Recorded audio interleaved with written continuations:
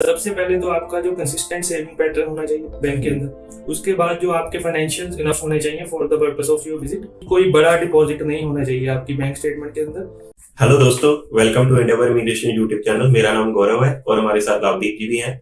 आज इस वीडियो में हम डिस्कस करने जा रहे हैं यूके टूरिस्ट वीजा के लिए बैंक स्टेटमेंट के बारे में कि आप उसको कैसे प्रिपेयर कर सकते हैं। मेरे पास कुछ क्वेश्चंस की लिस्ट है, सो हम उसी पे आज डिस्कस करेंगे। मेरा जो फर्स्ट क्वेश्चन ये है कि हमने यूके को ही क्यों चूज किया बैंक स्टेटमेंट के लिए। हम और भी कंट्रीज का वीजा अप्लाई करते हैं, तो यूके के लिए ये इतनी इंपॉर्टेंट क्यों है? तो गौरव जी, जो ये बैंक स्टेटमेंट होती है सिर्फ यूके के लिए नहीं, हर एक कंट्री में ही काफी इंपॉर्टेंस रखती है। लेकिन स्पेशली यूके के साथ बैंक स्टेटमेंट की बात ज्यादा की जाती है फॉर टूरिस्ट वीजा, क्योंकि जो यूके है ये बैंक स्टेटमेंट पे ही आपको वीजा ग्रांट करता है। अगर आपकी बैंक स्टेटमेंट अच्छी तरह से मेंटेन नहीं है तो आपका वीजा रिफ्यूजल के हाई चांसेस होते हैं। तो और कंट्रीज में भी बैंक स्टेटमेंट वेटेज तो रखती है, लेकिन सबसे ज्यादा वेटेज यूके के अंदर रखती है। इसलिए ये स्पेशली वीडियो हम यूके के ऊपर बना रहे हैं। तो ये रीजन है क्योंकि ये बहुत क्रूशियल होती है यूके में। ओके, जो मेरा सेकंड क्वेश्चन है, नेक्स्ट क्वेश्चन वो ये है कि किन किन चीजों का ध्यान रखना होता है और क्या क्या वीजा ऑफिसर्स देखते हैं आपकी बैंक स्टेटमेंट में? तो बेसिकली बैंक स्टेटमेंट में यूके के जो केस ऑफिसर होते हैं, वीजा ऑफिसर्स, वो तीन चीजें बेसिकली देखते हैं। सबसे पहले तो आपका जो कंसिस्टेंट सेविंग पैटर्न होना चाहिए बैंक के अंदर। उसके बाद जो आपके फाइनेंशियल इनफ होने चाहिए for the purpose of your visit. और जो थर्ड चीज होती है वो होती है कि कोई बड़ा डिपॉजिट नहीं होना चाहिए आपकी बैंक स्टेटमेंट के अंदर, जिससे ये लगे कि आपने जो डिपॉजिट करवाया है for the purpose of visa. तो आप क्या इन तीनों चीजों को वन बाय वन एक्सप्लेन कर सकते हैं? Yes, definitely. सबसे पहले सेविंग पैटर्न वो होता है कि आपको शो करना होता है कि आपके पास जो रेगुलर कहीं से इनकम आ रही है और उसमें से आप जो है सेविंग्स भी कर रहे हो।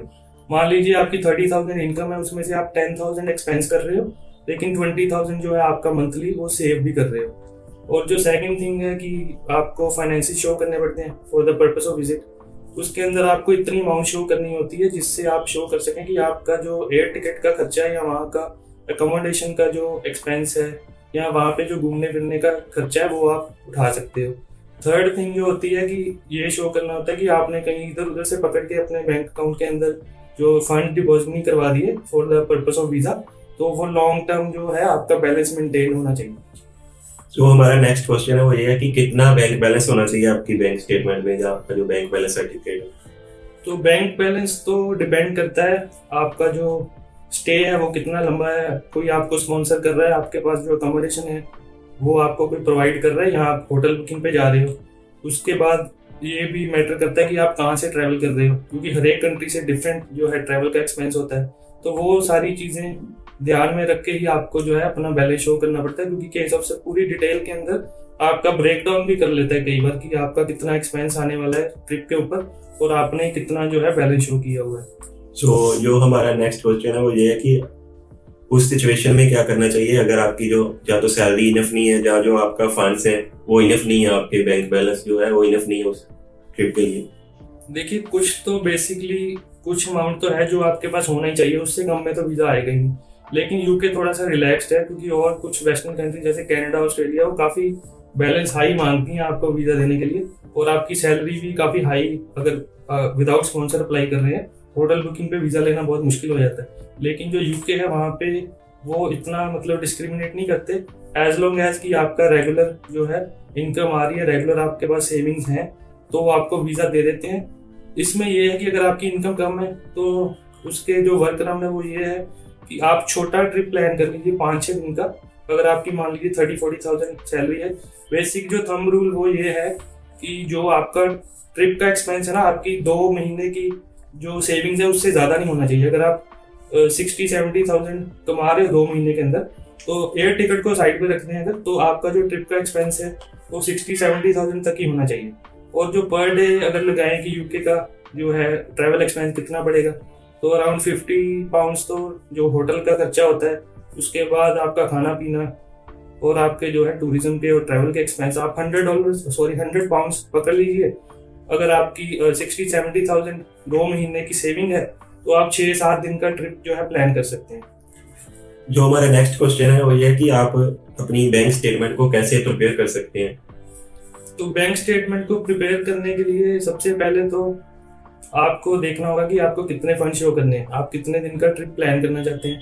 और अपनी सैलरी के हिसाब से जैसे मैंने पहले बताया कि अपनी सैलरी के हिसाब से ही अपना ट्रिप प्लान करें, ज़्यादा लंबा ट्रिप प्लान ना करें। उसके बाद मान लीजिए आपकी 30,000 सैलरी है, आप 6 मंथ्स की जो आपको स्टेटमेंट प्रोवाइड करनी होती है यूके टूरिस्ट वीज़ा की, तो 30,000 सैलरी आप अगर आपकी आ रही है उसमें से आप 10,000 अपने एक्सपेंस शो कर दीजिए। मतलब रेगुलर जैसे इंडिया के अंदर ज़्यादा कैश ट्रांजेक्शन होती हैं, आप अपना कार्ड यूज़ करने की कोशिश करें, यूपीआई की ऑप्शन है, यूपीआई से पेमेंट करें और आप जो 10,000 एक्सपेंस करें और 20,000 अपनी जो है सेविंग करें। उससे ये होगा कि फॉर 1 ईयर अगर आप 20,000 मंथ सेव कर रहे हैं तो एंड ऑफ द ईयर आपके पास 2,40,000 जो है सेविंग बन जाती है।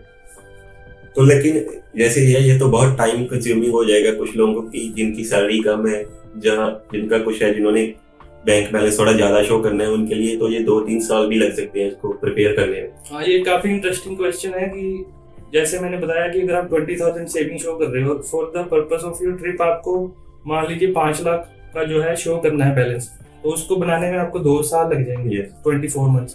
तो उसका वर्क अराउंड ये है कि अगर आप नेक्स्ट मंथ से फर्स्ट ऑफ नेक्स्ट मंथ से अपनी सैलरी जो है बैंक स्टेटमेंट बनाना शुरू करना चाहते हैं, तो जो आप 3-4 लाख पहले से अपने अकाउंट के अंदर डाल लीजिए और उसके बाद 6 मंथ्स की स्टेटमेंट बना लीजिए।